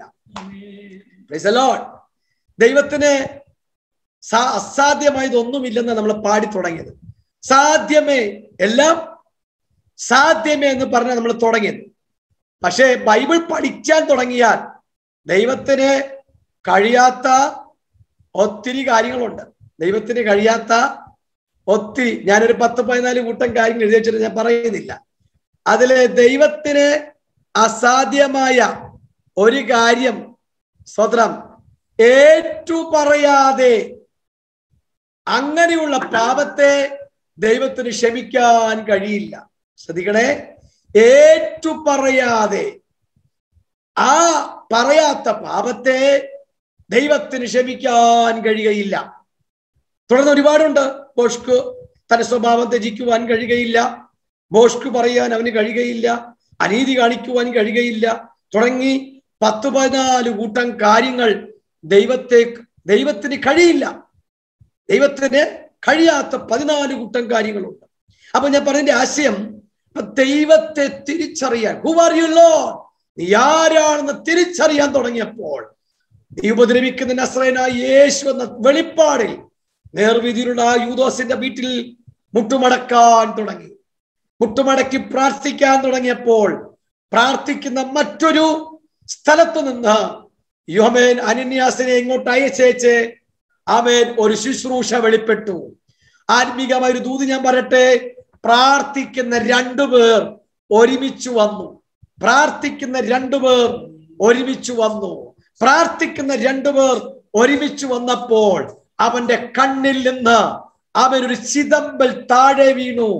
അവൻ ചിതമ്പലിന്റെ കനമേ ഉള്ളൂ. കേട്ടോ, ചില വിഷയങ്ങളെ ആത്മാവിൽ ഞാൻ പറയട്ടെ. ചിതമ്പലിന്റെ കനമേ ഉള്ളൂ, ചിതമ്പലിന്റെ കനമേ ഉള്ളൂ. പക്ഷേ ഐക്യതയോടെ, ദൈവിക ദർശനത്തോടെ, ദൈവിക ഇടപെടലുകളിലൂടെ അവൻ ദൈവസ്ഥലിൽ പ്രാർത്ഥിക്കുവാൻ, തമ്മിൽ ഏറ്റുപറയുവാൻ, ക്രമീകരിപ്പാൻ തയ്യാറാണെങ്കിൽ ചിദംബലിന്റെ കനമുള്ള ചില വിഷയങ്ങള് ഇന്ന് രാത്രി അവൻ അഴിച്ചു മാറ്റുവാൻ, ഇന്ന് രാത്രി അവൻ വെട്ടിമാറ്റുവാൻ, ഇന്ന് രാത്രി കാഴ്ചപ്പാടിലേക്ക് വേർതിരിക്കുവാൻ, ഇന്ന് രാത്രി അവൻ ദർശനങ്ങളെ വെളിപ്പാടുകൾ നൽകുവാൻ, ചില കൃപാവരങ്ങളെ ജ്വലിക്കുവാൻ ഇന്ന് രാത്രി അവൻ വിശ്വസ്തനാണ്. ഒരു നിമിഷം നമ്മുടെ കണ്ണുകൾ അടച്ചുകൊണ്ട് പറഞ്ഞേ, കർത്താവേ, ഞങ്ങൾ പ്രാർത്ഥിക്കുന്ന 53ഓളം ആ ഡിവൈസുകളിൽ എല്ലാവരും ഒരുമിച്ച് സ്തോത്രം ചെയ്താട്ടെ. അല്ലെങ്കിൽ ചില ചിദംബൽ കനമുള്ള വിഷയങ്ങൾ താഴെ വീഴുവാനിടയാകട്ടെ. അല്ലെങ്കിൽ ചില കൃപാവരങ്ങൾ ജ്വലിക്കട്ടെ. ജ്ഞാനത്തിന്റെ വരം, പ്രവചനത്തിന്റെ വരം, വ്യാഖ്യാനത്തിന്റെ വരം, ഭാഷാവരം, വീരപ്രവൃത്തികളുടെ വരം, വെളിപ്പാടിന്റെ വരം, സഹായിച്ചുള്ള വരം, വരങ്ങളിൽ ഒന്നും കുറവില്ലാത്തവരായി ഒരു വരവും അല്ലെങ്കിൽ നിന്നു പോയിട്ടില്ല. അങ്ങനെ കർത്താവ് ഞങ്ങളിൽ ആ വരങ്ങൾ ജ്വലിക്കുവാൻ, നിങ്ങളിൽ ഒരു കൃപാവരവും ഇല്ലാത്തവരായിട്ടല്ല, സകലവും നേടിയെടുത്ത് കർത്താവിനെ പ്രയോജനപ്പെടുവാൻ അവന്റെ ആത്മാവ് നമ്മുടെ കണ്ണുകളിൽ പ്രകാശിക്കട്ടെ. നമ്മുടെ കണ്ണിനെ മയക്കുന്ന, മങ്ങിച്ചു കളയുന്ന ചില മണ്ഡലങ്ങൾ പരിശുദ്ധാത്മാവ് ഇടപെടുകയും നമ്മുടെ മങ്ങലേൽപ്പിച്ച ചില മണ്ഡലങ്ങളിൽ അവൻ തൊടുവാൻ ഈ മീറ്റിംഗ് സഹായിക്കുമാറാകട്ടെ. എത്ര പേർ കർത്താവിനോട് പറയും, കർത്താവ്, എന്റെ കണ്ണിനകത്ത്, ആത്മീക കണ്ണിനകത്ത് ചില മങ്ങലുകൾ വന്നുപോയി, കർത്താവ് അതൊന്ന് മാറുവാൻ ഈ രാത്രി ഞാൻ യേശുവിന്റെ നാമത്തിൽ പ്രാർത്ഥിക്കുന്നുവെന്ന് പറയാമെങ്കിൽ ആ മങ്ങലുകളെ മാറ്റി പ്രകാശത്തിലേക്ക് നടത്തുവാനിടയായിത്തീരും. പ്രാർത്ഥിക്കുന്ന 2 പേർ. ശ്രദ്ധിക്കണേ, എങ്ങനെയാണ് നമ്മുടെ കണ്ണ് മങ്ങുന്നത്? 7 കാര്യങ്ങൾ ഞാൻ വേഗത്തിൽ പറയാം. 1, ഉൽപ്പത്തി 21:15 നിരാശ, ഹാഗറിന്റെ നിരാശ. നിരാശ വന്നാൽ നമ്മുടെ കണ്ണു മങ്ങും. 2 മത്തായി 7:3 സഹോദരന്റെ കുറ്റം പറഞ്ഞാൽ കണ്ണു മങ്ങും, കണ്ണു മങ്ങും. ആവർത്തനം 16:19 സമ്മാനം, ദൈവഹിതമല്ലാത്ത സമ്മാനം മേടിച്ചാൽ നമ്മുടെ കണ്ണു മങ്ങും. 1 ശമൂവേൽ 18:9 കണ്ണുകടി, നമ്മുടെ കണ്ണു മങ്ങും. അസൂയ എന്നൊക്കെ പറയും. 2 രാജാക്കന്മാർ 6:14 ഭയം വന്നാൽ നമ്മുടെ കണ്ണു മങ്ങും. ലൂക്കോസ് 10:24 12 പേരോടും പറഞ്ഞത് അവർ വലിയവരാകാൻ ആഗ്രഹിച്ചു. വലിയവരാകാൻ ആഗ്രഹിച്ചപ്പോൾ അവർക്ക് പല ശുശ്രൂഷകളും ചെയ്യാൻ കഴിഞ്ഞില്ല. അവരെ കണ്ണു മങ്ങി. ഒടുവിൽ അപ്പോസ്തലർ 9 ശൗലിന്റെ കണ്ണ്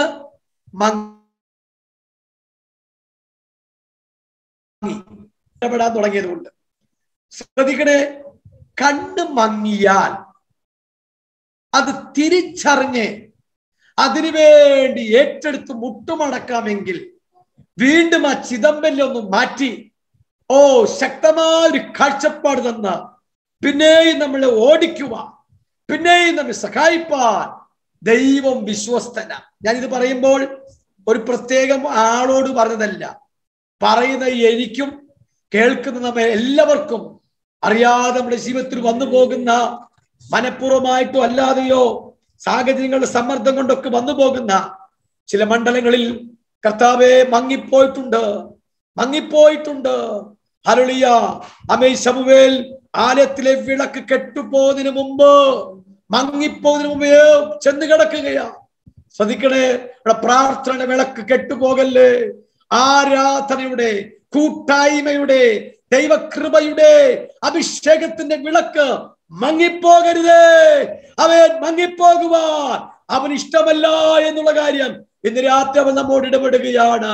അവൻ നമ്മിലേക്ക് ഇറങ്ങി വരുമ്പോൾ നമ്മുടെ കണ്ണൊന്ന് തെളിയപ്പെടുവാൻ, അവൻ കണ്ണിനൊന്ന് പ്രകാശിപ്പിക്കുവാൻ, അതിന്റെ ചട്ടങ്ങൾ പഠിപ്പാൻ എന്റെ കണ്ണുകളെ തുറക്കണമേ, എന്റെ ചെവി തുറക്കണമേ, എന്റെ ഹൃദയം തുറക്കണമേ എന്നുള്ള ആ വലിയ ബോധ്യത്തോടെ നമുക്ക് ദൈവസന്നിധിയിൽ ആയിരിക്കാം. തുടർന്ന് അല്പസമയങ്ങളേ ഉള്ളൂ, ഞാൻ ഇതിന്റെ ഒരു ആരംഭം ഇട്ടതേ ഉള്ളൂ. എഫേസ്യർ 6 അധ്യായങ്ങളുള്ള അവൻ അനുഗ്രഹീത ഒരു ലേഖനമാണ്. ലേഖനങ്ങളുടെ രാജ്ഞി എന്നാണ് അറിയപ്പെടുന്നത്. ആ പേരിന്റെ അർത്ഥം തന്നെ ആഗ്രഹം എന്നാണ്. എഫെസോസ് എന്ന വാക്കിന്റെ അർത്ഥം പല അർത്ഥങ്ങളുണ്ട്. ഒരർത്ഥം ആഗ്രഹം എന്നാണ്. വളരെ കീർത്തിപ്പെട്ടൊരു പട്ടണം. പ്രാചീന ലോകത്തിലെ അത്ഭുതങ്ങളിൽ ഒന്നായ അർത്തമീസ് ദേവിയുടെ ക്ഷേത്രം ഇവിടെയായിരുന്നു. ഈ പട്ടണം ഏഷ്യയും യൂറോപ്പിനെയും കൂട്ടിയിണക്കുന്ന ഒരു കണ്ണിയും കൂടെയാണ്. എഫെസ് ലേഖനം എന്ന ഈ പുസ്തകത്തെ ബൈബിളിൽ രേഖപ്പെടുത്തിയിരിക്കുന്നു എങ്കിലും എഫെസോസിലുള്ള ഒരു സഭയ്ക്ക് മാത്രമല്ല, ഏഷ്യ മൈനറിലുള്ള സകല കൂട്ടായ്മകൾക്കും എഴുതിയ ഒരു പൊതുവായ ലേഖനമാണ്. പൗലോസിന്റെ ഭാഷയിൽ പറഞ്ഞാൽ, അല്ലെങ്കിൽ പൗലോസിനുള്ള ബന്ധത്തിൽ പറഞ്ഞാൽ, കാരാഗ്രഹവാസക്കാലത്ത് ലഭിച്ച ഒരു ലേഖനമാണ്. ഞാൻ പൗലോസിനെ കുറച്ചുകൂടെ പഠിച്ചപ്പോൾ പൗലോസ് സ്വതന്ത്രനായി ജീവിച്ചതിനേക്കാളും ബന്ധിക്കപ്പെട്ട സമയത്താണ് ശരിക്കും ശക്തമായിട്ട് ദൈവം ഉപയോഗിച്ചത്. എന്ന് പറയുന്നത് താൻ കാരാഗ്രഹത്തിൽ കിടന്നപ്പോഴാ അവൻ വളരെ ശക്തമായി ഇടുറ്റ മികവുള്ള ലേഖനങ്ങൾ പുറത്തു വന്നു. Price the Lord. ഈ ലേഖനം ഒരു പ്രശ്നപരിഹാര ലേഖനമല്ല, മറിച്ച് സഭകളെ ശക്തീകരിക്കുവാനും പ്രോത്സാഹിപ്പിക്കുവാനുമുള്ള ലേഖനമാണ്. 155 വാക്യങ്ങളുള്ള 6 അധ്യായങ്ങൾ അടങ്ങിയ ഈ ലേഖനത്തിന്റെ താക്കോൽപദം 4:13 അർത്ഥമാക്കുന്നത് ക്രിസ്തുവിന്റെ ശരീരമാണ്. സഭ ക്രിസ്തുവിന്റെ ശരീരവും വിശ്വാസികൾ അന്യോന്യം അതിന്റെ അവയവങ്ങളുമാണ് എന്നുള്ളത് തിരിച്ചറിയുവാൻ കൈയിന്റെ ആഗ്രഹം കാല് ചെയ്യുന്ന ആഗ്രഹം വരാൻ പാടില്ല. കൈ വളരെ സ്പെഷ്യലാണ്. ഓരോ അവയവങ്ങൾക്കും അതിന്റെ ഡ്യൂട്ടി ഉള്ളതുപോലെ ആമേൻ നമ്മുടെ ജീവിതത്തിൽ ദൈവസഭയുടെ അംഗങ്ങളാണ്. ഓരോ ഡ്യൂട്ടികളും വ്യത്യസ്തമായി തിരിച്ചറിഞ്ഞ് ദൈവം നമ്മളെ ഏൽപ്പിച്ചിരിക്കുന്നത് തിരിച്ചറിയുവാൻ ദൈവത്തിന്റെ പരിശുദ്ധാത്മാവ് നാം എല്ലാവരെയും സഹായിക്കുമാറാകട്ടെ. ഇനി വായിച്ച ഭാഗത്തേക്ക് ഒന്നുകൂടെ വന്ന് ഒരാത്മിക സന്ദേശം കൂടെ പറഞ്ഞ് നമുക്ക് ഒരുമിച്ച് പ്രാർത്ഥിക്കാം. എഫെസർ 6:10 അറിയാതെ കാണാതെ അറിയുന്നൊരു വാക്യം അല്ലേ? ഒടുവിൽ കർത്താവിലും അവന്റെ അമിതബലത്തിലും ശക്തിപ്പെടുവിൻ. എന്നിട്ട് പിശാചിന്റെ തന്ത്രങ്ങളോട് എതിർത്ത് നിൽപ്പാൻ കഴിയേണ്ടതിന് ദൈവത്തിന്റെ സർവായുധവർഗം ധരിച്ചുകൊള്ളുവിൻ. കേട്ടോ, തന്ത്രം ഭയങ്കരവാ. പിശാചിന് തന്ത്രം ഭയങ്കരവാ. അപ്പൊ തന്ത്രങ്ങൾ ഉള്ളത് കൊണ്ടാണ് ഈ പറയുന്നേ കർത്താവിലും അമിതബലത്തിലും ശക്തിപ്പെടാൻ പറയണത്. അപ്പൊ തന്ത്രങ്ങൾ അവൻ ഒരുക്കുന്നത് ഹല്ലേലൂയ വളരെ രസകരമാണ്. 2 സഹോദരിമാർ ഒരു പായിരുന്ന് ആരാധിക്കുന്നു. സ്വന്തം സഹോദരിമാരെ പോലെ പോയവരാ. അവൻ വളരെ സന്തോഷമായിട്ട് വർഷങ്ങൾ പോവുകയാണ്. ഇത് കണ്ടപ്പോൾ മറ്റൊരാൾക്ക് ഇഷ്ടപ്പെട്ടില്ല. അദ്ദേഹം ഒരു പന്തയം വെച്ചു. ഇവരുടെ ഈ ഐക്യത ഞാൻ ഇപ്പം നിർത്താം. ഇവരുടെ ഈ ഐക്യത എന്റെ ഒറ്റ വാക്ക് ഞാൻ നിർത്തിക്കളയാം. പന്തയം വെച്ചു. ആ സഹോദരൻ ആ സഹോദരി രണ്ടുപേരും പോകുമ്പോൾ ഇടയ്ക്ക് ഉള്ള ഒരാളോട് കൈയടിച്ച് ഇങ്ങോട്ട് വിളിച്ചു. ഒറ്റ പതേ പറഞ്ഞുള്ളൂ, ആരോടും പറയരുത് കേട്ടോ, ആരോടും പറയരുത് പറഞ്ഞ് ഇവരങ്ങോട്ട് നടന്നുപോയി. സഹോദരി അട്ടെ എന്താ അവര് തിരിച്ചു വിളിച്ച് പറഞ്ഞെന്തുവായിരുന്നു? ഒന്നുമില്ലെന്നേ. അല്ല, എന്നോട് പറയാലോ. ആരോടും പറയരുതെന്നാണ് എന്നോട് പറഞ്ഞത്. അതെ, നമ്മൾ കഴിഞ്ഞ ദീർഘവർഷങ്ങൾ ഈ സഭയിൽ അംഗങ്ങളല്ലയോ, നമ്മൾ അത്ര സ്നേഹമുള്ളതല്ലയോ, എന്നോട് പറയാമല്ലോ. അതാ ഞാൻ പറഞ്ഞേ, ആരോടും പറയരുത്. ചുരുക്കി പറഞ്ഞാൽ ദീർഘവർഷങ്ങളിലെ സ്നേഹബന്ധം ഈ ഒറ്റ പദത്തിൽ എന്ത് ചെയ്തു? തകർന്നു പോയി. ഒരു വലിയ ശക്തിയൊന്നും അവിടെ ഉപയോഗിച്ചില്ല. ഒരു തന്ത്രം, ഒരു കൊച്ചു തന്ത്രം ഉപയോഗിച്ചപ്പോൾ ആമേൻ സഹോദരിമാർ തമ്മിലുള്ള, കുടുംബങ്ങൾ തമ്മിലുള്ള, സഹോദരങ്ങൾ തമ്മിലുള്ള ചില ബന്ധങ്ങൾ അറ്റുപോയിരിക്കുന്ന ആരോടോ പരിശുദ്ധാത്മാവ് ഇന്ന് രാത്രി വ്യക്തമായി ഇടപെടുകയാ. പിശാചിന്റെ തന്ത്രങ്ങളെ നാം അറിയാത്തവരല്ലല്ലോ. അവന്റെ തന്ത്രങ്ങളെ തിരിച്ചറിയുക. ആ തന്ത്രങ്ങളെ തിരിച്ചറിയാൻ കർത്താവിലും അവന്റെ അമിത ബലത്തിനുമുള്ള ഒരു ശക്തി ആവശ്യമാണ്. കർത്താവിലും അവന്റെ അമിത ബലത്തിൽ ശക്തിപ്പെട്ടാൽ നമുക്ക് എങ്ങനെ ഇതിനെ ഓവർകം ചെയ്യാം? നമുക്ക് അങ്ങോട്ടും ഇങ്ങോട്ടും പോകണ്ട, നമ്മുടെ പ്രാണനാഥനിലേക്ക് തന്നെ പോകാം. പ്രാണനാഥൻ ഉപവസിച്ചു കഴിഞ്ഞപ്പോൾ കർത്താവിന് വിശന്നു. പക്ഷെ ഞാൻ ഈ കഴിഞ്ഞ ദിവസം 21 ദിവസം ഉപവാസം ഇരുന്നപ്പോൾ എനിക്ക് ഉപവസിക്കുന്ന സമയത്താണ് വിശന്നത്. പക്ഷെ കർത്താവ് ഉപവാസം കഴിഞ്ഞപ്പോഴാണ് യേശുവിനെ വിശന്നത്. അപ്പൊ അതിന് ഞാനൊരു ഡെഫിനിഷൻ പറയാം. വിശപ്പറിയാതിരിക്കുന്ന, വിശപ്പിനെ പോലും മറക്കുന്ന ഒരു ദൈവസാന്നിധ്യം അനുഭവിക്കുന്നതാണ് ഉപവാസം. രാവിലെ കഴിഞ്ഞല്ലോ, ഉച്ചയാകുമ്പോൾ വൈകിട്ട് എന്തോ ചെയ്യും, ഇങ്ങനെ ചിന്തിക്കുന്ന ചിന്തകളല്ല ഉപവാസത്തെ ഉപവാസമാക്കിയത്. ദൈവമേ, നിന്നോടുള്ള ബന്ധം എനിക്ക് പലപ്പോഴും എന്റെ ഭൗതിക കാര്യങ്ങൾ മറക്കുന്ന ആ ഒരു നിലവാരത്തിലേക്ക് ഉയരുന്നതാണ് അവനോടുകൂടെ ഇരിക്കുന്ന ഒരു അനുഭവം. Price the Lord. ഞാനിത് പറഞ്ഞത് ഞങ്ങളുടെ അനുഭവത്തോടുള്ള ബന്ധത്തിലാണ് പറഞ്ഞത്. അപ്പോൾ കർത്താവ് ഉപവാസമൊക്കെ കഴിഞ്ഞ് നമുക്കറിയാം, ലൂക്കോസ് 4-ാം അധ്യായം വായിക്കുമ്പോൾ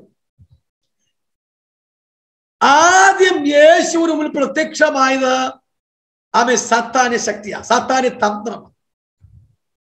സാത്താൻ 3 തന്ത്രങ്ങളുമായിട്ട് വന്നെങ്കിലും യേശു അതിനെ ഓവർകം ചെയ്തത് 3 ആയുധങ്ങളെ ഉപയോഗിച്ച. What was the tool of Jesus to overcome Satan or satanic strategies? സാത്താന്യ തന്ത്രങ്ങളെ ഓവർകം ചെയ്യാൻ യേശു ഉപയോഗിച്ച ഒന്നാമത്തെ ആയുധം വചനമാണ്. The word of God. ആ വചനം യേശു ഉപയോഗിച്ചത് 1 പ്രാർത്ഥനയോടും, 2 ഉപവാസത്തോടും കൂടെ, 3 ആത്മനിറവോടുകൂടെ. അപ്പോൾ ആത്മനിറവിൽ നിന്ന്, ഉപവാസത്തിൽ നിന്ന്, പ്രാർത്ഥനയിൽ നിന്ന്, അവൻ ടെസ്റ്റ് തന്ത്രത്തിന്റെ മുൻപിൽ അവൻ വചനം പറഞ്ഞപ്പോൾ ആ തന്ത്രത്തെ അവൻ മാറ്റുവാൻ, ഗെറ്റ് ബിഹൈൻഡ് ഓഫ് മീ, നീ എനിക്ക് പുറകെ മാറുന്നില്ലേ, എനിക്ക് മുന്നോട്ട് പോകാനുണ്ടെന്ന് പറഞ്ഞ് 3.5 വർഷത്തെ ശുശ്രൂഷയ്ക്ക് മുൻപായിട്ട് ആരംഭത്തിൽ തന്ത്രങ്ങൾ ഒരുക്കുന്നവനെ യേശു ഉപയോഗിച്ച ആയുധം ഈ 3 ആയുധങ്ങളാണെങ്കിൽ, എന്നെ കേൾക്കുന്ന പ്രിയരെ, യേശു അത് ഉപയോഗിച്ചെങ്കിൽ നമുക്കൊരു മാതൃകയാ. പൗലോസ് പറയുക, ആ കർത്താവിനും അവന്റെ അമിത ബലത്തിലും നിങ്ങൾ ശക്തിപ്പെടാമെങ്കിൽ നിങ്ങളുടെ മുൻപിൽ വരുന്ന തന്ത്രങ്ങളെ നിങ്ങൾക്ക് ഓവർകം ചെയ്യാൻ സാധിക്കുമെന്നുള്ളത് നാം തിരിച്ചറിയേണ്ടിയിരിക്കുന്നു. കാരണം ലൂക്കോസ് 4:1 വായിക്കുന്നത് എങ്ങനെയാ വായിക്കുന്നത്? വായിച്ചേ, ലൂക്കോസ് 4:1. യേശു പരിശുദ്ധാത്മാവ് നിറഞ്ഞവനായി യോർദാൻ വിട്ടുമടങ്ങി. ആത്മാവ് അവനെ മരുഭൂമിയിലേക്ക് നടത്തി. യോർദാൻ വിട്ട്, യോർദാന് ശക്തികളുണ്ട്, അങ്ങോട്ട് പോകുന്നില്ല. യോർദാൻ വിട്ട് പോകുന്നതിന് മുമ്പ് ഈ യോർദാനിൽ വലിയൊരു സംഭവം നടന്നു. യേശു ജനിച്ചപ്പോഴും ഉയർത്തെഴുന്നേറ്റപ്പോഴും 2 ദൂതന്മാർ വന്ന് അവൻ മെസ്സേജ് കൈമാറി. പക്ഷെ യേശു സ്നാനപ്പെടുമ്പോൾ ദൂതന്മാരല്ല വന്നത്, സ്വർഗം തുറന്നു. 2, പിതാവായ ദൈവം പറയും, ഇവൻ എന്റെ പ്രിയ. ദൈവം ശബ്ദിച്ചു, ദൈവം ശബ്ദിക്കുക, ദൈവത്തിന്റെ ശബ്ദം വെളിപ്പെടുക, ഇവനെന്റെ മോനാന്ന് പറയുക. 3, പരിശുദ്ധാത്മാവ് പ്രാവെന്ന പോലെ ഇറങ്ങുകയാണ്. സ്തോത്രം. ദൂതന്മാരല്ല യേശു സ്നാനപ്പെടാൻ നേരത്ത് വന്നത്. ജനിച്ചപ്പോൾ വന്നു കാണും, ഉയർത്തെഴുന്നേറ്റപ്പോൾ വന്നു കാണും, ഗത്സമനെ തോട്ടത്തിലെ പ്രാർത്ഥനയിൽ വന്നു കാണും. പക്ഷെ നീ ദൈവ കൽപ്പനയോടുള്ള ബന്ധത്തിൽ, നീതി നിർവഹണത്തോടുള്ള ബന്ധത്തിൽ നീ ഒരു കാര്യം മുന്നോട്ട് സ്റ്റെപ്പ് വയ്ക്കുമ്പോൾ ദൈവം തന്നെ സ്വർഗം തുറക്കുകയാ, ദൈവം തന്നെ അത്ഭുതമേൽ ഇടപെടുകയാ. എന്റെ ദൈവം എനിക്ക് ഇടപെടുമെന്ന് നീതിയുള്ള അനീതിയുള്ള ചില വിഷയത്തിന്റെ മുമ്പിൽ നീതി നിർവഹിപ്പാൻ കഴിയാതെ നമ്മുടെ കയ്യിൽ നിന്ന് നന്മ മേടിച്ചു കൊണ്ടുപോയി അവിടെ അപ്പുറത്തും ഇപ്പുറം അതൊക്കെ പറഞ്ഞ് ഭാരപ്പെട്ടിരിക്കുന്ന ചില ബന്ധനങ്ങളെ നോക്കി പരിശുദ്ധാത്മ പറയാ, അവൻ നീതിമാനാണ്. അതിന്റെ നടുവിൽ ദൂതരല്ല, സ്വർഗം തന്നെ നിനക്ക് വേണ്ടി ഇടപെടുമെന്നുള്ളത് ദൈവാത്മാവ് ശക്തമായി ഇന്ന് രാത്രി ഇടപെടുകയാണ്. കരങ്ങളെ തട്ടിപ്പറ, എന്റെ കർത്താവ് എനിക്ക് വേണ്ടി ഇടപെടും, എന്റെ കർത്താവ് എനിക്ക് വേണ്ടി ശബ്ദം ഉയർത്തും, എന്റെ കർത്താവിന്റെ ആത്മാവ് എന്നോട് ഇടപെടുവാൻ വിശ്വസ്തനാണ്. അമേൻ. അതിരാവിലെ ഇരുട്ടുള്ളപ്പോൾ മോനെ കൊണ്ട് പോവുക, ചോദ്യങ്ങൾ ഒരുപാട് ചോദിച്ചു. പക്ഷേ അബ്രഹാം മോനെ നോക്കിയില്ല, ദൈവത്തിന്റെ ആ ശബ്ദത്തെ, ദൈവത്തിന്റെ വാഗ്ദത്തങ്ങളിലേക്ക് പോകുന്നു. അമേൻ. ഇസഹാക്കിനെ അവിടെ കെട്ടി വാളോങ്ങിയപ്പോൾ ഒരൊറ്റ ദൈവശബ്ദം, എന്റെ ഭാഷയിൽ പറഞ്ഞ് 2 ബന്ധനം അഴിഞ്ഞു. ഒരൊറ്റ ദൈവശബ്ദം 2 ബന്ധനം അഴിഞ്ഞു. അബ്രഹാമേ, അബ്രഹാമേ എന്നാ വിളിച്ചത് അല്ലേ?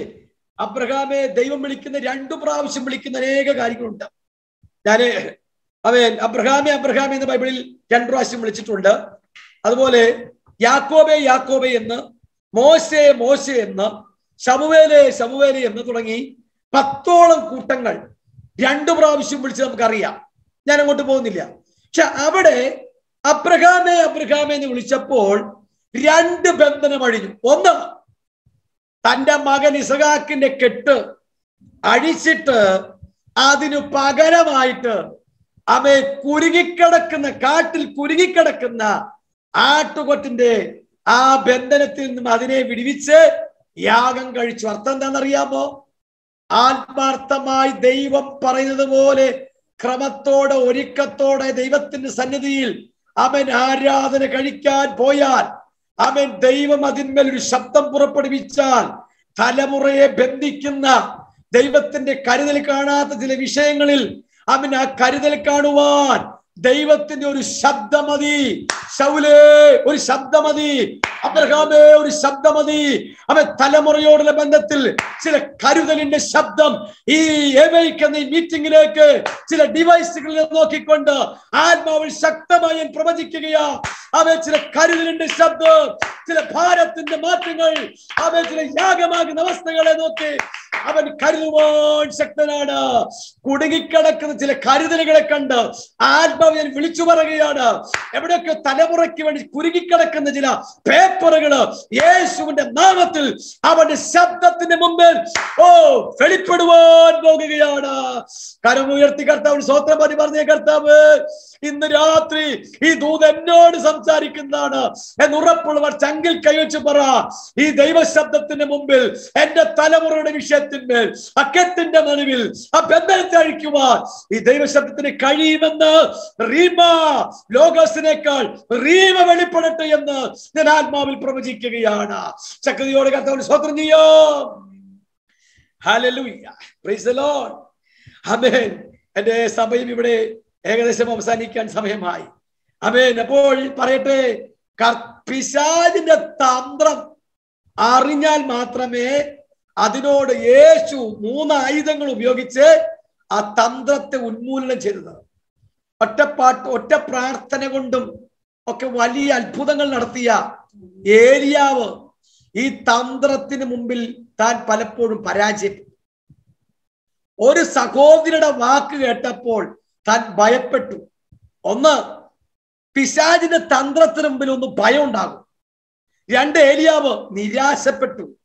എനിക്കിനി മതി, അല്ലെ, ഇനി മതി കർത്താവേ, നിരാശപ്പെട്ടു. പിശാചിന്റെ തന്ത്രത്തിന് മുമ്പിൽ നിരാശയുണ്ട്. 3, ഞാൻ എൻ്റെ പിതാക്കന്മാരെ പോലൊന്നും അത്ര അപ്പന്മാരൊന്നും നല്ലതല്ല, ഞാനും നല്ലതല്ല, അവരത്രൊന്നും ഗുണമുള്ള ആളല്ലെന്നും പറഞ്ഞ് താൻ പിറുപിറുക്കാൻ തുടങ്ങി. കണ്ടോ, പിശാചിന്റെ തന്ത്രത്തിന് മുമ്പിൽ 1 ഏലിയാവിന് ഭയം, 2 നിരാശ, 3 പിറുപിറുപ്പ്. സ്തോത്രം. അവിടെ ദൈവം സ്വർഗം തുറന്നില്ല, ദൈവമായിട്ട് ഇറങ്ങി വന്നില്ല. അവിടേക്ക് ദൈവം ഒരു ദൂതനെ അയച്ചേ ഉള്ളൂ. അവനെ തട്ടി എഴുന്നേൽപ്പിച്ചു, വെള്ളവും അടയും ഒക്കെ കൊടുത്തു. പിന്നെയും വെള്ളവും അടയും ഒക്കെ കൊടുത്ത് അവനൊരു ഗുഹയ്ക്കകത്ത് പോകുന്ന രംഗമുണ്ട്. ആമേൻ. അവിടെ ഒരു സംഭവം എന്റെ അകത്ത് വെളിപ്പെട്ടത്. ആമേൻ. വലിയ കാറ്റ് വന്നു. കൊടുങ്കാറ്റിൽ ദൈവമില്ലായിരുന്നു. വലിയ തീ, അതിൽ ദൈവമില്ലായിരുന്നു. ഭൂകമ്പം, അതിനകത്ത് ദൈവമില്ലായിരുന്നു. അതിന്റെ അർത്ഥം കാറ്റിനിൽ ദൈവത്തിന് വരാൻ അറിയാം, തീക്കകത്ത് ദൈവത്തിന്, ഭൂകമ്പത്തിൽ ദൈവത്തിന് വരാൻ അറിയാം. പക്ഷെ അതിന് ശേഷം ഒരു മൃദുവായ സ്വരം, ഏലിയാവേ എന്ന് പേർ വിളിച്ചുകൊണ്ട് ഒരു മൃദുവായ സ്വരം. ഒരു സ്ത്രീയുടെ വാക്ക് നിമിത്തമാ നീ ഭയപ്പെട്ടത്, നിരാശപ്പെട്ടത്, പിറുപിറുത്തതെങ്കിൽ അത് മറ്റൊരു ശബ്ദം കൊണ്ട്, മറ്റൊരു ദൈവിക ഇടപെടലുകൾ കൊണ്ട് അവനെ ദൈവം ധൈര്യപ്പെടുത്തി പറയും, നിനക്ക് ചിലരെ അഭിഷേകം ചെയ്യാനുണ്ട്, ചില ശുശ്രൂഷകൾ ചെയ്യാനുണ്ട്. ഭയവും നിരാശയും പിറുപിറുപ്പും ഉണ്ടായിരുന്ന അതിന് കാരണമായി ഇസബേലിന്റെ വാക്കിനെ ദൈവത്തിന്റെ വാക്കുകൊണ്ട് അവനെ, ആ പ്രവാചകനെ പുറത്തെടുത്തതുപോലെ ചില മനുഷ്യന്റെ വാക്കുകൾ കേട്ട് ഭാരപ്പെട്ടിരിക്കുന്ന ദൈവവൈദ്യല്, ഒറ്റപ്പെട്ടിരിക്കുന്ന ദൈവവൈദ്യല്, അവഗണിക്കപ്പെട്ട ദൈവവൈദ്യല്, നീ ഭയപ്പെടരുത്. നിന്നെ നോക്കി ദൈവം നിന്നെ പേർ ചൊല്ലി വിളിക്കുവാൻ ദൈവം ശക്തനാണ്. കരമുയർത്തി പറ, ഇന്ന് പകൽക്കാലം എന്നോട് ഇടപെടുവാൻ എന്റെ ദൈവം തമ്പുരാൻ വിശ്വസ്തനാണ്. സമയത്തിന്റെ അപര്യാപ്തത മൂലം ഒരു കൊച്ചനുഭവം ഞാൻ പറയട്ടെ. ഇന്നേക്ക് 45 50 വർഷങ്ങൾക്ക് മുമ്പ്, അല്ലെങ്കിൽ എന്റെ പിതാവ് 13 വയസ്സ് പ്രായമുള്ളപ്പോൾ, പ്രിയപ്പെട്ട പിതാവ് നെല്ലിക്കുന്ന് തൃശൂർ സ്വദേശിയ വി നാഗൽ സാഹിബിന്റെ ഒടുവിലത്തെ കാലഘട്ടത്തിൽ അവരുടെ ഗ്രാൻഡ് പാരന്റ്സ് ആ ചർച്ചിലെ മെമ്പേഴ്സ് ആയിരുന്നു. എന്നാൽ ഞങ്ങൾ ആ ചർച്ചിലെ അംഗങ്ങളായി മുന്നോട്ട് പോയിക്കൊണ്ടിരിക്കുമ്പോൾ, പരിശുദ്ധാത്മാവിന്റെ അനുഭവങ്ങളോ ഒന്നും ഇല്ലാതിരിക്കുമ്പോൾ, പെട്ടെന്ന് 3 ശിവന്റെ അമ്പലങ്ങളുള്ള തൃശ്ശൂരിൽ ഒരു പൂരം കാണാൻ പോയി മടങ്ങി വരുമ്പോൾ എന്റെ അപ്പനിൽ ഒരു പൈശാചിക ശക്തി കയറി. പൈശാചിക ശക്തി കയറിയപ്പോൾ ആളുകളെല്ലാം കൂടി ചങ്ങല ഇട്ടിട്ട് എൻ്റെ അപ്പനെ വീട്ടിൽ കൊണ്ടുവന്നു. 13 വയസ്സുള്ള എൻ്റെ അപ്പൻ, സഹോദരങ്ങൾ 11 പേരുണ്ട്. ആമേൻ. അവൻ പ്രശ്നിച്ച് സമ്മതിക്കുന്നില്ല. അങ്ങനെ ഒരു പ്രശ്നമേ ഇല്ലെന്നും പറഞ്ഞ് ചില മാസങ്ങൾ പിന്നിട്ടു. ആ ദേശത്ത് കർത്താവിൽ വിലപ്പെട്ട ദൈവത്തിന്റെ ദാസൻ പാസ്റ്റർ വി.കെ. എബ്രഹാം, ഒരു പ്രാർത്ഥനാ മനുഷ്യൻ, മുഴങ്കാൽ മടക്കി ദൈവിക ആലോചന ഏറ്റെടുക്കുന്ന ദൈവമനുഷ്യൻ ഞങ്ങളുടെ നാട്ടിൽ വന്നു. അദ്ദേഹത്തിന് ദൈവം ഒരു വെളിപ്പാട് കൊടുത്തു. ബ്രദറൻ ബാക്ക്ഗ്രൗണ്ടിൽ ഇരിക്കുന്ന കിടക്കുന്ന ആയിരിക്കുന്ന ഞങ്ങളുടെ കുടുംബത്തിൽ വന്ന് പല പ്രാവശ്യം ഉപദേശിയെ തള്ളി അല്ലെങ്കിൽ ഇറക്കി വിട്ടു. ഇവിടെ നിങ്ങളുടെ അന്യഭാഷ വേണ്ട, നിങ്ങളുടെ വ്യാജ പ്രവചനങ്ങൾ ഇവിടെ വേണ്ട എന്നും പറഞ്ഞ് ഇറക്കി വിട്ടെങ്കിലും ഒരു ദിവസം അവൻ പൊട്ടിക്കരഞ്ഞുകൊണ്ട് പറഞ്ഞു, പാസ്റ്ററേ, ഹല്ലേലൂയ, ഞങ്ങളുടെ വീട്ടിൽ വന്നാലും. വീട്ടിനകത്ത് വന്നപ്പോൾ ചങ്ങലയോടുകൂടെ എൻ്റെ അപ്പച്ചനെ കണ്ടു. അപ്പച്ചനെ വിളിച്ചിട്ട് പറഞ്ഞു, ഈ വർഗീസ് എന്ന് പറഞ്ഞ ഈ മകനുണ്ടല്ലോ, അതെന്റെ മകനാന്നും പറഞ്ഞ് ആ പാസ്റ്റർ വീട്ടിലോട്ട് കൊണ്ടുപോയി അവൻ പ്രാർത്ഥിക്കാൻ തുടങ്ങി. 21 ദിവസത്തെ പ്രാർത്ഥന, നീണ്ട പ്രാർത്ഥന കഴിഞ്ഞപ്പോൾ അവനൊരു തീ അങ്ങോട്ട് ഇറങ്ങി. ഹല്ലേലൂയ. ആ പാസ്റ്റർ ഒരു കാര്യം പറഞ്ഞു കേട്ടോ, ഞാൻ നിങ്ങളോട് പറയാം. അഭിഷേകം പ്രാപിക്കാത്ത ആരും ഈ മീറ്റിംഗിൽ പങ്കെടുക്കല്ലേ. ഹല്ലേലൂയ. അപ്പോ സ്നേഹം കൊണ്ട് തിയോഫിലോസ് എന്ന് പറഞ്ഞ ഒരു ബ്രദറിലെ അച്ചായനെ ആ മീറ്റിംഗിന് പങ്കെടുത്തു. ഈ ശക്തി അങ്ങോട്ട് ഇളകി ആമേൻ ഇങ്ങനെ മറിഞ്ഞ് തിയോഫിലോസ് അച്ചായന്റെ മൂക്കിലിട്ട് ഒരു ഒറ്റയിടി വെച്ചു കൊടുത്തു. ഹോസ്പിറ്റലിൽ അഡ്മിറ്റായി.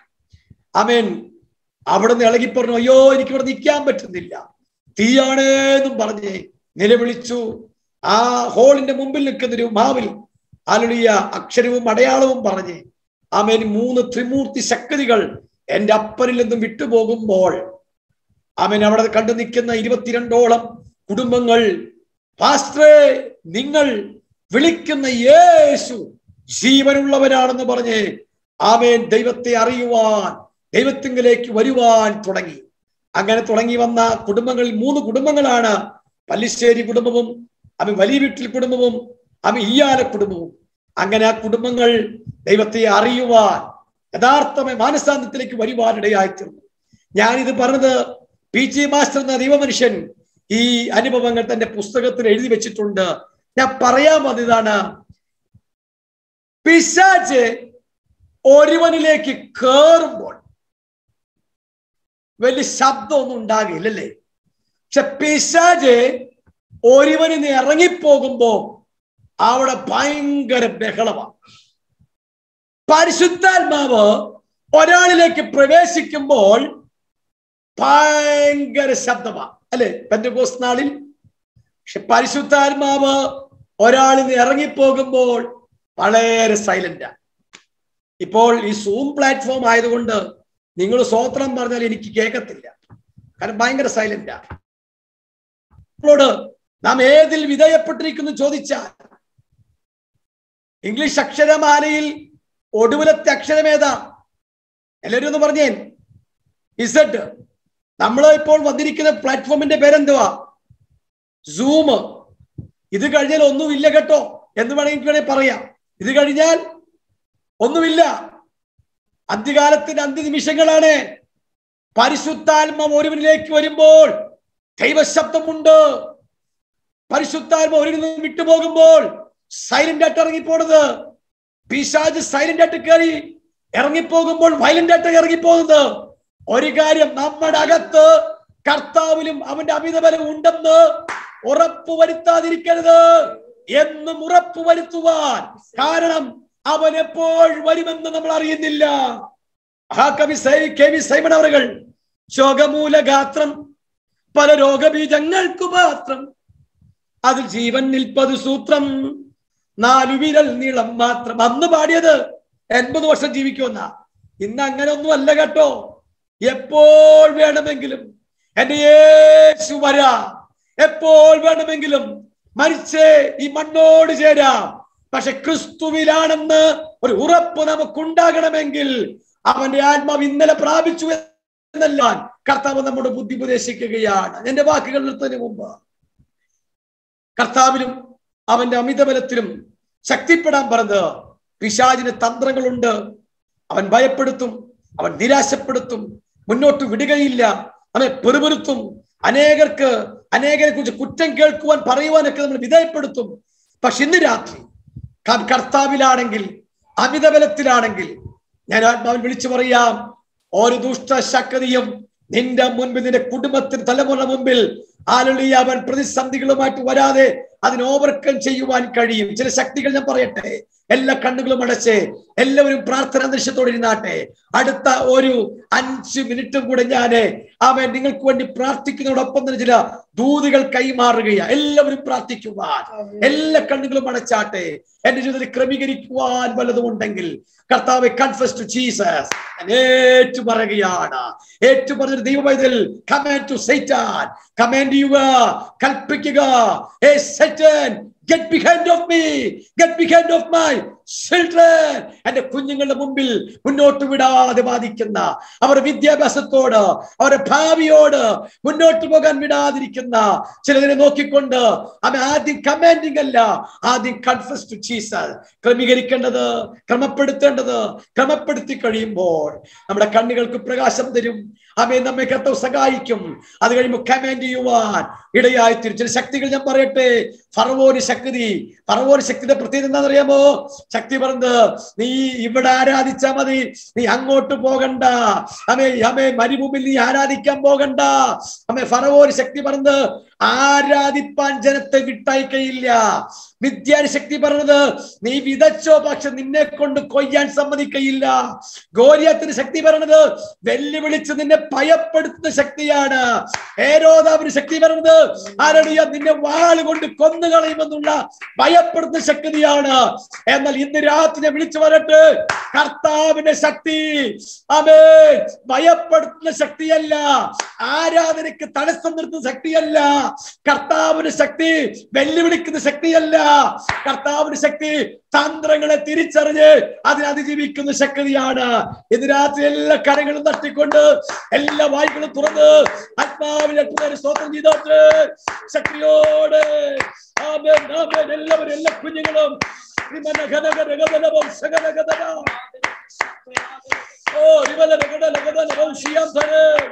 ദൈവശക്തികളെ വ്യാപരിക്കട്ടെ, കുഞ്ഞുങ്ങളുടെ മേൽ വ്യാപരിക്കട്ടെ, ആത്മാവിൽ വ്യാപരിക്കട്ടെ, ദൈവത്തിൽ വ്യാപരിക്കട്ടെ.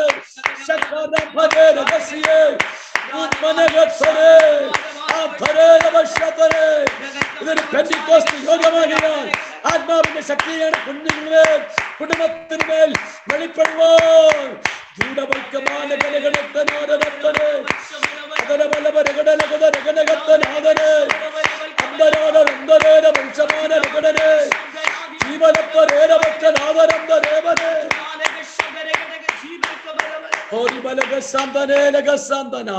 കുവൈറ്റ് ദൈവസഭയോട് ദൈവാത്മാവ് ഇന്ന് രാത്രി ആമേൻ ഒരു ആലോചന വിളിച്ചു പറയുകയാണ്. ആമേൻ, ഹല്ലേലൂയ. ഏലിയാവ് കല്ലുകൾ വെച്ചപ്പോൾ 2 കല്ലും മാറ്റിവെച്ചില്ല, 10 കല്ല് മാറ്റിവെച്ചില്ല. ഗോത്രം ഒത്തവണ്ണം കല്ലുകൾ പെറുക്കി വെച്ചു. വേണമെങ്കിൽ 10 വെച്ചാൽ മതി, 2 മാറ്റിവെക്കാം. പക്ഷേ 12 ഗോത്രങ്ങൾക്ക് ഒത്തവണ്ണം കല്ല് ക്രമീകരിച്ചു വെച്ച്, വിറക് അടുക്കി വെച്ച് ക്രമീകരണങ്ങൾ എല്ലാം കഴിഞ്ഞപ്പോൾ ഒരു കൊച്ചു പ്രാർത്ഥന.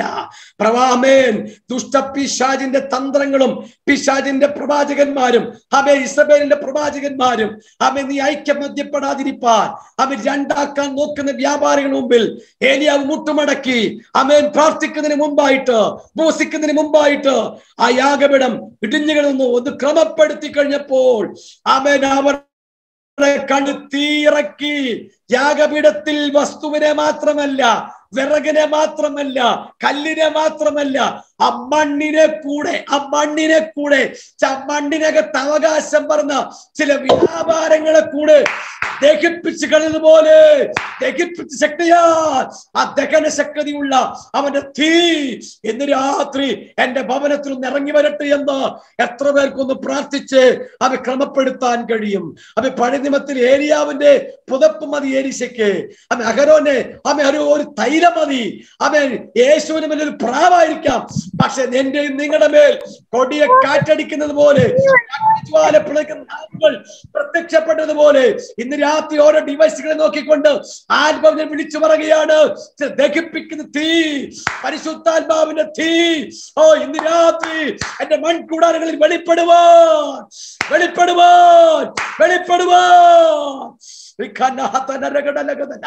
ആമേൻ. ഇന്ന് രാത്രി കർത്താവ് ആ ആത്മശക്തിയോടെ കർത്താവിലും അമിതബലത്തിലും ശക്തിപ്പെട്ടുകൊണ്ട് അവന്റെ തന്ത്രങ്ങളെ ഓവർകം ചെയ്ത് ആമേൻ ഈ ജനത്തെ കർത്തൃ കാഹളത്തിന് വേണ്ടി ഒരുക്കുവാൻ, ഉണർത്തുവാൻ, ഈ മീറ്റിങ്ങുകളെല്ലാം അതിന് സഹായകമായി തീരുവാൻ ദൈവശബ്ദം ആമേൻ ഏലിയാവിനെ പുറത്തു കൊണ്ടുവന്നതുപോലെ ദൈവശബ്ദം ഇസഹാക്കിന്റെ കെട്ടുകളെ പൊട്ടിച്ച് ആമേൻ കരുതൽ വെളിപ്പെടുത്തിയതുപോലെ ഇന്ന് രാത്രി കേട്ട വചനത്തിൽ ദൈവശബ്ദം ജനങ്ങളെ പുറത്തെടുക്കുവാൻ അങ്ങയോട് അപേക്ഷിക്കുകയും ഈ ദൈവസഭയെ യേശുവിന്റെ നാമം ചൊല്ലി അനുഗ്രഹിക്കുക ചെയ്യുന്നു.